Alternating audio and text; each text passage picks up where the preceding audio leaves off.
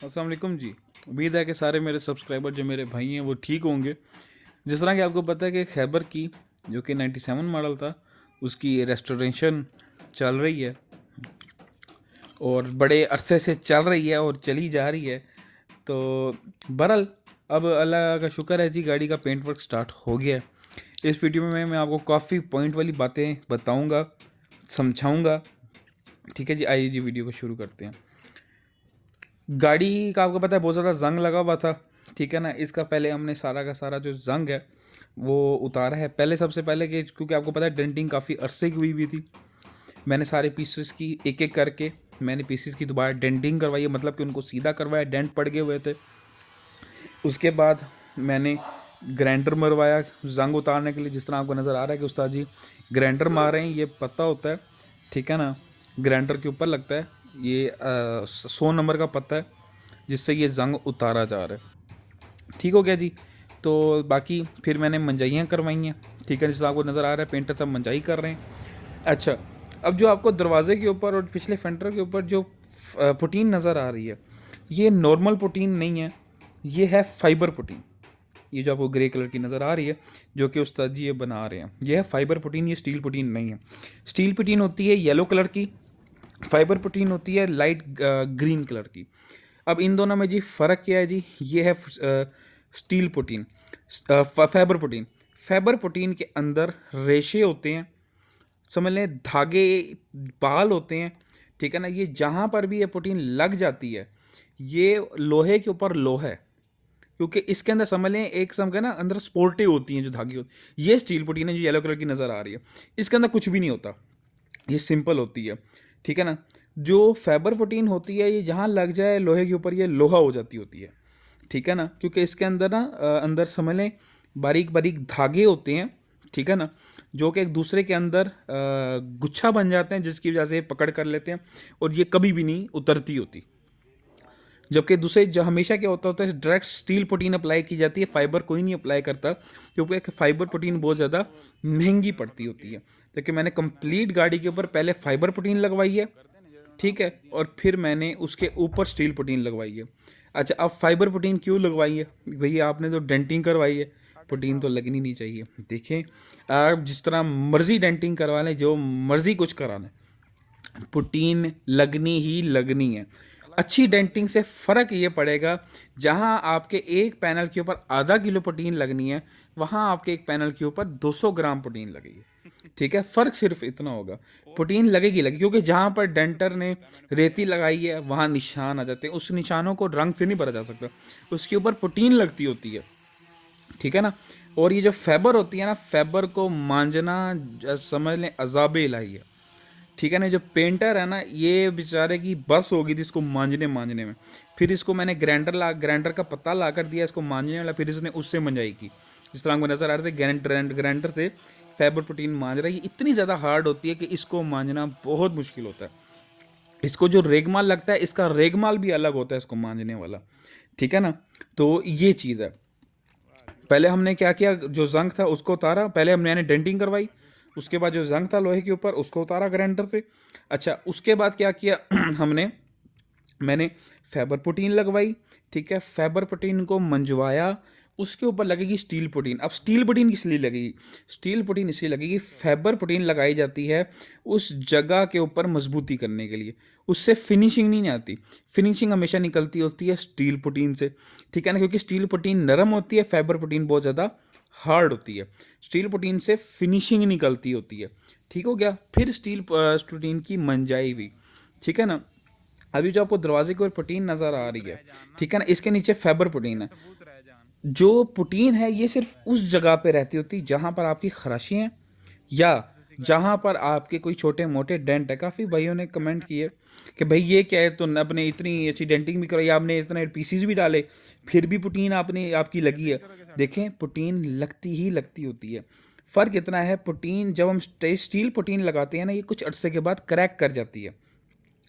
अगर आपकी ज़्यादा मोटी प्रोटीन लगी हुई, ज़्यादा मोटी प्रोटीन ना लगे, इसलिए अच्छी डंटिंग होना ज़रूरी है, ठीक है ना। ज़्यादा मोटी प्रोटीन जो होती है स्टील प्रोटीन, वो क्रैक कर देती होती है, फाइबर प्रोटीन क्रैक नहीं करती होती है। ये इन दोनों में फ़र्क है, क्योंकि फाइबर प्रोटीन बहुत ज़्यादा हार्ड होती है।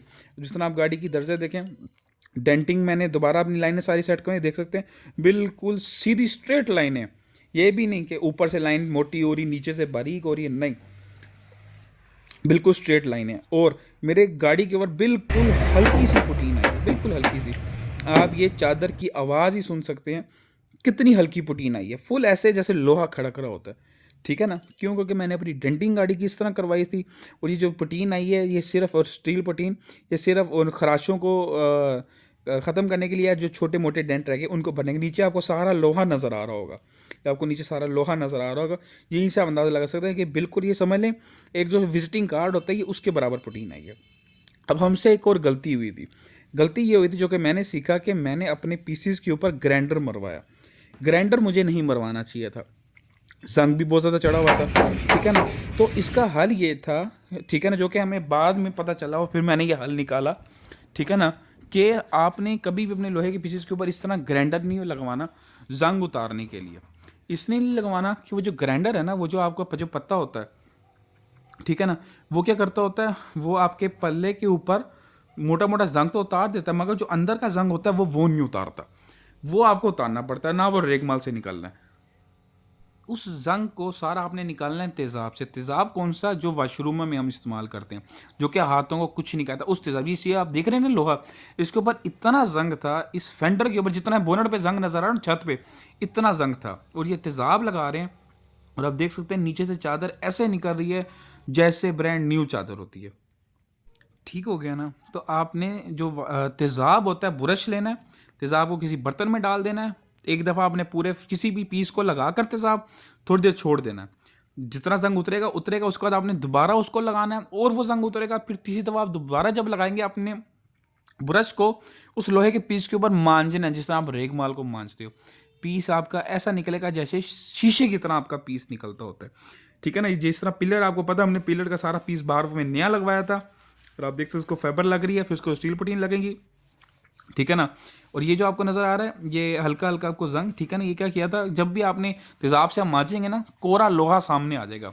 कोरे लोहे को बहुत जल्दी जंग लगता है। स्किंटों के हिसाब से आपने फ़ौरन तेज़ाब लगाने के बाद आपने क्या करना है, उसको आपने पानी से धोना है, ठीक है। पीस को सरफ बना के सरफ मारना है, फिर आपने उसको दोबारा पानी मारना है, ठीक हो गया ना। फिर आपने क्या नाम है, उसको साफ कपड़े से साफ करके खुश करना है, और कोई रंग लेकर हाथ से, कोई कपड़े से कोई भी हल्का सा रंग लेकर आपने उस पर लोहे वाले पीस पे लगा देना। नहीं तो आपने अपने पेंटर को कहना है कि भी जल्दी से इसके ऊपर काम शुरू कर दे, वो नहीं करेगा तो उसको दोबारा जंग लगने लग जाएगा।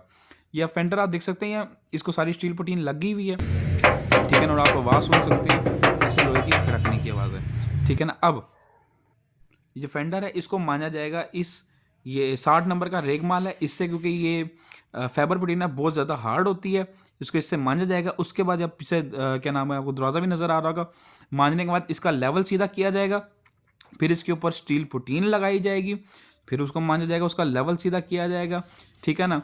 और फिर इसको किया जाए। अभी आप देख सकते हैं उस्ताद जी ये फाइबर पुटीन मांझ रहे हैं, जो पुटीन रुकनी होगी वो रुकेगी, बाकी सारी की सारी नीचे उतर जाएगी। ये आपको फाइबर जितनी भी नज़र आ रही है बिल्कुल बारीक सी लेयर फाइबर की बाल के बराबर ये इसके ऊपर चढ़ी हुई है, सिर्फ उस हल्के हल्के डेंट्स को कवर करने के लिए, बारीक बारीक जो डेंट्स होते हैं, ठीक है ना। ताकि क्योंकि स्टील पुटीन क्रैक हो जाती है, फाइबर पुटीन कभी क्रैक नहीं होती, क्योंकि लोहे के ऊपर लोहा होती है, ठीक है ना। ऐसे जैसे गार्डर होता है ना, सरिये, हम गार्डर के अंदर सरिये होते हैं, ठीक है ना, उसके अंदर सीमेंट भरा जाता है, ये वही है। इसके अंदर सीमेंट है, बीच में इसके अंदर सरिये हैं छोटे छोटे, ये वो काम करती है, ठीक है जी। पेंट के मरले में ना स्टेप्स होते हैं। पहला स्टेप होता है पेंट के अंदर कि आपका जो पीस होता है उसके ऊपर स्टील पुटीन लगाई जाती है। दूसरा जो स्टेप होता है उस स्टील पुटीन के ऊपर अस्तर किया जाता है मांजने के बाद। तीसरा स्टेप होता है अस्तर के ऊपर डीकोपुटीन लगाई जाती है। डीकोपुटीन किस लिए लगाई जाती है? स्टील पुटीन लगाई जाती है आपके डेंट्स को कवर करने के लिए। अस्तर लगाया जाता है आपकी पुटीन का जो कलर होता है उसको कवर करने के लिए। जो आपकी डीकोपुटीन होती है, डीकोपुटीन जो एनसी पुट्टी होती है, डीकोपुटीन होती है, वो होती है जो जब पुटीन को मांजते हैं ना, ठीक है ना, उसके अंदर ना बारीक बारीक सुराख, उसके मसाम जिस तरह हमारी जल्द के अंदर होते हैं वैसे खराशें रह जाती हैं। उस टक, जो टक होते हैं ना, उनको कवर करने के लिए डीकोपुटीन लगाई जाती है। डिकोपटीन लगाने के बाद उसकी मंजाई की जाती है, ठीक है ना, अस्तर भी मांझ लिया जाता है। उसके बाद आपकी जो सरफेस होती है बिल्कुल नरम नरम हो जाती होती है। उसके ऊपर उसकी कवरिंग डाली जाती है, कवरिंग कोट डाला जाता है। कवरिंग कोट क्या होता है जी? कवरिंग कोट होता है जो आपका जो रंग होता है उसका बेस कोट होता है, ठीक हो गया। बेस कोट डाला जाता है। बेस कोट के बाद आपका उसके ऊपर रंग डाला जाता है, जो आपका असल कोट होता है, जो कि असल आपका रंग होता है, जिस मर्जी शेड का होगा, ठीक है ना। उस कोट को मारने के बाद आपकी कंपाउंड पॉलिश की जाती है। जिस तरह आप ये देख सकते हैं, मैंने जो बोनट है, बोनट ऐसा पीस होता है जो कि सबसे बड़ा पीस होता है, जिसके ऊपर प्रोटीन सबसे ज़्यादा क्रैक हो जाती होती है। और स्टील प्रोटीन की बात हो रही है, मैंने अपना कंप्लीट बोनट जो है उसको मैंने फाइबर लगवाई है पहले, फिर मैंने उसके ऊपर स्टील प्रोटीन लगवाई है, और ये बहुत बारीक सी लेयर चढ़ी हुई है, ठीक है ना, कभी क्रैक नहीं होगी। और जो मैंने अपनी गाड़ी के ऊपर जो अस्तर यूज़ किया है, ये पीयू का अस्तर है, सबसे ज़्यादा अच्छा और महंगा अस्तर पीयू का होता है। ये 3700 रुपये का ये हैंडल हार्डनर लेकर का ये सेट है, और ये मैंने मास्टर का थिनर यूज़ किया है, ठीक है ना। और इसकी अस्तर की क्वालिटी अलग है, ये आप देख सकते हैं उस्ताद जी अस्तर बना रहे हैं। अस्तर बेसिकली प्रोटीन के ऊपर आपका जो कोट होता है प्रोटीन के कलर को छुपाने के लिए, और आपका जो बिल्कुल जो बेस होती है जिसके ऊपर आपकी बेस बननी होती है आपका वो होता है, ठीक है ना, अस्तर। ये पीयू का अस्तर है जो कि सबसे अच्छी क्वालिटी का अस्तर है। ये आप इसके अंदर शाइनिंग ही देख सकते हैं अस्तर की क्वालिटी का, यहीं से पता चलता है चीज़ का। सबसे महंगा अस्तर ये है, ठीक है ना, सबसे महंगा अस्तर, ठीक है ना, जो कि ये अपना इसका पीयू का अस्तर है जो कि मैं गाड़ी के ऊपर डलवा रहा हूँ, ठीक है ना। और आप देख सकते हैं कि टोटली किस तरह काम हुआ हुआ है।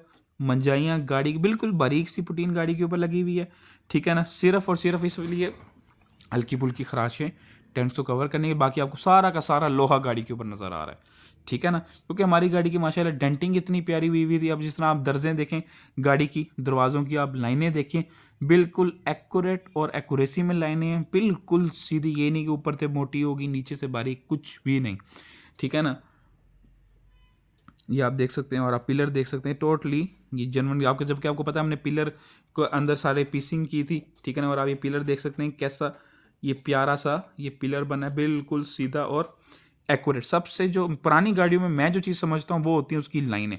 हमारी गाड़ी की लाइनें सीधी होना बहुत ज़रूरी होती हैं, ठीक है ना। जितनी प्यारी आपकी गाड़ी की लाइनें होंगी, मतलब दरवाज़ों के अंदर गैप्स जितने प्यारे होंगे, उतनी आपकी गाड़ी प्यारी होती है, उतनी उसकी डेंटिंग होती है वो अच्छी काउंट की जाती है। जैसे हम देख सकते हैं उस्ताद जी जो हैं ये अस्तर करने लगे। अस्तर करने से पहले वो हल्की हल्की जो मिट्टी आई होती है उसको ये हवा का प्रेशर मार के साफ़ करते हैं, ठीक है ना। अब ये इसके ऊपर अस्तर करेंगे। अस्तर से क्या होगा, ये जो लोहा है इसको जंग भी नहीं लगेगा और ये हमारा बेस कोट भी हो जाएगा, ठीक है ना जी। बाहर बाहर से जो हमारी गाड़ी है वो कम्प्लीटली तैयार होगी हुई है, सिर्फ छत रहती है और एक फ्रंट विंडशील्ड के नीचे जो सामने जो होती है पट्टा होता है वो रहता है, बस। बाकी हमारी जो गाड़ी है वो बाहर से टोटली तैयार होगी हुई है।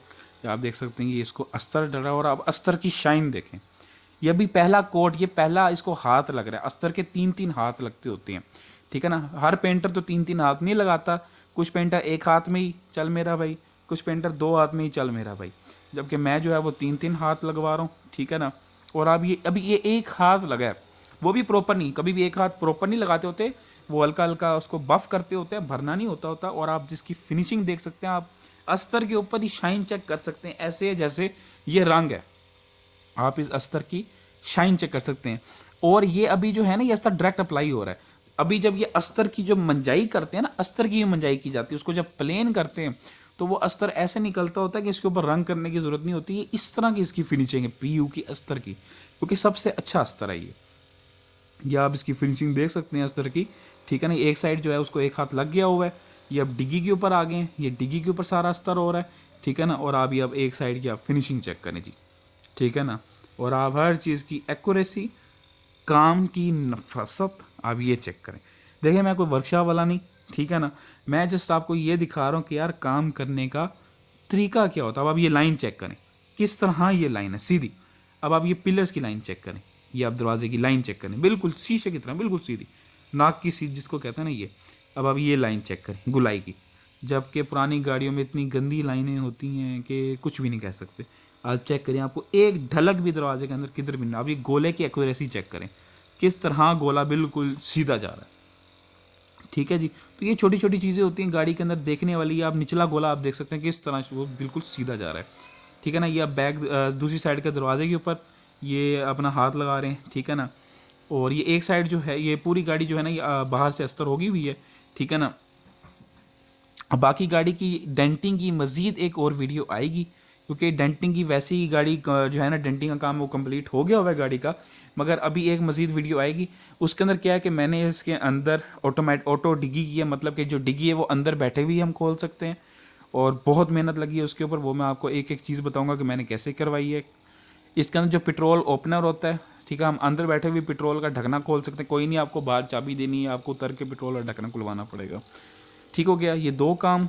इसके बाद छत की डेंटिंग होनी है, उसके बारे में मैं कुछ समझाऊंगा। छत के नीचे स्पोर्टे जो मैं लगा रहा हूँ वो आपने वीडियो लाजमी देखनी है, वो एक ही वीडियो में सारी चीज़ें जो है ना वो मैं क्लियर कर दूंगा, ठीक है। बहरहाल पेंट के हवाले से जो मेन चीज़ मैंने जो बतानी थी वो ये था कि आप अपने जो पीसीज हैं, सबसे पहले तो अगर आपकी पुरानी गाड़ी को रेस्टोर कर रहे हैं और आपकी वर्कशॉप में खड़ी हुई है, उसके ऊपर से जंग उतारे।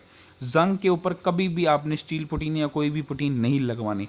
जब भी आप जंग के ऊपर इस तरह का, ये क्योंकि पेंटर लगा देते हैं, आप पुटीन लगवाएंगे क्या होगा, जंग नीचे से ग्रो करता रहेगा, पुटीन फट जाएगी, और वहाँ नीचे से जंग, जब आप उसको पुटीन को उतारेंगे तो आपको पता चलेगा अगर 1 इंच का जंग था, 7 महीने के बाद ही पुटीन फटी है, तो नीचे 10 इंच का खपा हुआ होगा, ठीक है ना। इसलिए आपने इस चीज़ को लाजमी देखना है कि आपने जो जंग है उसको अच्छी तरह से निकलवाना है। और मैंने अपनी गाड़ी का सारा जंग जो था ना, अपने हाथों से मैंने तेज़ाब लाकर, मैंने तेज़ाब से अपना गाड़ी का सारा जंग उतारा। ये आप देख सकते हैं बोनट के ऊपर स्टोर हो रहा है, ठीक है ना। तो आपने जंग के ऊपर कभी पुटीन नहीं लगवानी, पहले फैबर पुटीन लगाएं। फैबर पुटीन मैंने अपने पेंटर को खुद ला के दी थी क्योंकि इसकी मेरी फैबर पुटीन की नहीं मुक्की थी, और इसको मैंने कहा भी नहीं था पहले कि भाई मैंने फैबर पुटीन लगवानी है, फिर मैं स्टील पुटीन लगवाऊंगा। और जब इसको पता चला ना कि भाई मैंने फैबर पुटीन लगवानी है, इस बेचारे की हालत ख़राब हो गई थी, क्योंकि फैबर पुटीन को मांझना बहुत मुश्किल है। इसके बेचारे के जेहन में था कि एक आधे पीस में मैं लगवा लूँगा। मैंने कंप्लीट गाड़ी पे ही फैबर पुटीन लगवाई है। अगर इसने 1 इंच की जगह पे भी इसने स्टील पुटीन लगानी थी ना किधर, मैंने कहा भाई पहले नीचे फैबर लगा, ऊपर तो स्टील पुटीन लगा। मैंने किधर भी डायरेक्ट स्टील पुटीन नहीं लगवाई, जबकि कोई भी इस तरह नहीं करता होता, हर कोई डायरेक्ट स्टील पुटीन लगाता है। बेशक इसकी मेरी पेंटर, मेरी जितने में भी गाड़ी की पेंटिंग मुकी है, मतलब डन हुई है, मैं इसको उससे ज़्यादा पैसे दूंगा। क्यों? क्योंकि फाइबर पुटीन को लगा कर उसको मांझना बहुत मुश्किल है, बहुत मेहनत वाला काम है। क्योंकि मैंने देखा है इस बंदे को मांझता हुआ, और लिटरली बहुत बुरी हालत हो जाती है इंसान की, कि मैंने खुद भी कोशिश की थी मांझने की, बहुत मुश्किल है। और मैंने कंप्लीट गाड़ी, आप अंदाज़ा करें, एक आधा पीस नहीं, बोनट, दरवाजे, अगले पिछले फेंडर, छत, हर जगह पर मैंने इससे पहले फाइबर पुटीन लगवाई है, मंजवाई है, फिर स्टील पुटीन लगवाई है। और पेंटरों को एक बहुत वो होता है, ये जो पुटीने हैं ना ये बहुत ज़्यादा लगा देते हैं। बेशक अगर आप पेंटर ने 3-3 हाथ भी पुटीन के लगाए, डजंट मैटर फाइबर है या वो स्टील है, जब वो मंजाई करते हैं 1.5 हाथ, आधी पुटीन वैसे उतर जाती होती है। मगर यह करते हैं अपना वक्त बचाने के लिए, ये 1 हाथ काटते हैं या आधा हाथ काटते हैं पुटीन का, ठीक है ना। बाकी पुटीन खड़ी रह जाती है, मोटी तय पुटीन की खड़ी रह जाती होती है, तो ये उसको मांझते नहीं है, ठीक है ना। क्योंकि इन्होंने अपना लेवल किया, चल मेरा भाई जितनी पुटीन खड़ी हुई खड़ी हुई। जबकि नहीं, आपको जो मेरी गाड़ी के अंदर नीचे लोहा नजर आ रहा है वो इसी वजह से आ रहा है, मैंने खुद खड़े होकर पुटीन निकलवाई है कि भाई यहाँ पे ज़्यादा पुटीन लगी हुई है, कोई डंड नहीं है, पुटीन को काटो। यहाँ ज़्यादा पुटीन लगी हुई है, यहाँ कोई डंड नहीं है, पुटीन को काटो, ठीक है ना। इस तरह करके आपने फजूल की जितनी पुटीन है आपने कटवा देनी है, आपने फजूल की गाड़ी पे पुटीन नहीं खड़े रहने देनी, ठीक है ना। ये आप देख सकते हैं, ये जो बोनट है हमारा, इसको भी अस्तर हो गया 3-3 आठ, और ये आप बोनट क्या कलर ही चेक कर सकते हैं आप, इस अस्तर की शाइनिंग ही चेक कर सकते हैं, कैसी शाइनिंग है अस्तर की, ठीक है ना। कि ऐसे है कि इसको ऐसे जैसे ऊपर रंग की जरूरत नहीं है, इस तरह का अस्तर है, ठीक है। बहरहाल ये कुछ एहतियाती चीज़ें थी, तदबीर थी जो कि मैंने आपको समझाई हैं, ठीक है ना, ताकि आप भी इसको फॉलो करें और आपको भी अच्छे रिजल्ट मिले, ठीक है ना। बाकी जो भी के क्या नाम है, कुछ कहता आप कुछ ही नहीं कह सकते, तो हो सकता है वीडियो लंबी भी होगी हो, माजरत जी। मैंने हर चीज़ समझानी थी, क्योंकि बेसिकली मेरा ये सारी चीज़ें समझाने का मकसद ये है कि मैं कोई साइंसदान या वो नहीं हूँ कि मैं गाड़ियाँ तैयार करवाता रहता हूँ। ये मेरा एक्सपीरियंस है, जिन मुश्किलात से मैं गुजरा हूँ उन मुश्किलात से आपको ना गुजरना पड़े। मुझे वर्कशॉप में आज 9 महीने हो गए हैं इस गाड़ी को तैयार करवाते हुए। तो आपको अंदाज़ा हो गया होगा कि मैं आधा पेंटर आधा डेंटर खुद ही बन चुका हूँ, वर्कशॉप के चक्कर लगा के काम करवा के। इस तरह का काम करवाने के लिए आपको बहुत ज़्यादा, आपको पैसों की नहीं, आपको सब्र की ज़रूरत होती है, पैसों की नहीं, सब्र की ज़रूरत है, ये बात आप याद रखें, ठीक है ना। और बाकी आप फिनिशिंग चेक ही कर सकते हैं, काम की क्वालिटी भी आप चेक कर सकते हैं। और जब भी आप अपने पेंटर से काम करवाएं या कोई भी आपका पेंटर हो, आपने जब भी आप उससे डील करें कि भी मेरी गाड़ी रंग करनी है ये वो, आपने उससे ये लाजमी पूछना है, कोई भी नहीं पूछते, हम ये सिर्फ बात करते हैं भई हमने गाड़ी रंग करवानी है, हमें रंग कर दो, कितने पैसे। आपने उनसे ये लाजमी पूछना है कि भई आप किस कंपनी का रंग हमारी गाड़ी के ऊपर डालोगे। बहुत सी कंपनी है, मैं नाम लेने पे आऊँ तो सुबह से रात हो जाएगी, ठीक है ना। आपने उनसे पूछना भी कौन सी कंपनी का आपने रंग डालना है। मैं आपको कुछ कंपनियाँ बता देता हूँ जो कि अच्छी हैं। सबसे अच्छी है सिकन, उसके बाद आई थी ICI नेक्सा। सिकन का रंग बहुत महंगा है, 9,000 का क्वार्टर है, ठीक है ना। ICI नेक्सा 7,000 रुपये का क्वार्टर है इस वक्त। इसके बाद निपोन का रंग बहुत अच्छा है, मीपा का रंग बहुत अच्छा है, ठीक है ना। ये वो है रंग जिनको मेरे लिहाज से वो हैं जो कि अच्छे हैं। निपोन का तकरीबन 3600 रुपये का क्वार्टर है, 3700 रुपये का। मीपा का रिजल्ट बहुत प्यारा है और बजट फ्रेंडली है, 4800 5,000 रुपये का उसका क्वार्टर है मीपा का, ठीक है ना। तो आपने उससे क्वालिटी लाजमी पूछनी है। इसी तरह अगर मेटेलिक कलर है आपका, ठीक है, तो आपने पूछना कि भाई कौन सी कंपनी का हार्डनर लेकर का आप सेट डाल देंगे। हार्डनर लेकर मेन चीज़ होती है कलर के ऊपर शाइन लेकर आनी होती है, ठीक है ना। तो ये आपने उनसे लाजमी पूछना है कि किस कंपनी की आप क्वालिटी यूज़ कर रहे हैं। और अगर आप कम पैसे दोगे और आप कहोगे कि महंगा सामान यूज़ करें, तो इस तरह नहीं हो सकता। आप उनको अच्छे पैसे दोगे तो वो अच्छी क्वालिटी का सामान यूज़ कर सकेंगे। और आपने इनको टाइम देना है, जल्दबाजी नहीं करनी कि भाई हमारा काम करो काम करो काम करो, नहीं, इनको टाइम दो। आप इनको टाइम दोगे तो ये अच्छा काम करेंगे। अगर आप इनको जल्दबाजी करते रहोगे, मेरा काम करो मेरा काम करो मेरा काम करो, तो ये काम भी वैसा ही करेंगे जो कि काम चलाने वाला काम होगा। मुझे वर्कशॉप में इतना अरसा इसी वजह से हो गया कि मैं इनको टाइम दे रहा हूँ कि यार आपका जब दिल करे जिस तरह है तसल्ली से काम करो। तो ये अगर मेरा एक दिन में एक दरवाज़ा भी पेंटर तैयार करता है ना, तो वो उस तरह तैयार करता है जिस तरह मैं चाहता हूँ, जबकि ये जिस तरह तैयार करते हैं वो मैं जानता हूँ। कोई भी पेंटर, इनकी नहीं बात हो रही, हर वर्कशॉप हर बंदे की काम बात हो रही है। जाहिर सी बात है, अगर एक काम है उसको 2 दिन लगने हैं, आप उसको बोला भी मुझे वो काम 2 घंटे में करके दो, तो वो काम भी उसी क्वालिटी का ही होगा ना। वो क्वालिटी का तो काम नहीं हो सकता जो कि 2 दिन में होना। सही सी बात है, ठीक है ना। इसलिए आप इनको टाइम दें, इनको जो इनके पैसे बनते हैं इनको वो दें और टाइम पर पैसे दें, या वो काम आपकी मर्जी का देंगे, ठीक है ना। बाकी इंशाल्लाह मुलाकात होती है नेक्स्ट वीडियो में। जाते जाते मैं ये ज़रूर कहूँगा दोबारा कि पुरानी गाड़ी बनाने के लिए या अपनी मर्ज़ी की गाड़ी बनाने के लिए, एक अच्छी गाड़ी बनाने के लिए पैसों की नहीं, पैसों से बहुत ज़्यादा सब्र की ज़रूरत होती है। वो आपके अंदर होना चाहिए, तो आप एक ऐसी चीज़ बना सकते हो जो आप चाहते हो। बहुत लोग कहते हैं भी आप दूसरी गाड़ी ले लेते, इतनी अल्ट्रेशन करनी थी, इतना ही सामान दूसरी गाड़ियों का डालना था, वही गाड़ी ले लेते। भाई आपको नहीं पता कि ये क्या तैयार हो रहा है। जब ये तैयार होगा ना, फिर आपको समझ आएगी ये क्या गाड़ी है और ये किस तरह तैयार हो रही है। अभी नहीं, जस्ट वेट एंड वॉच।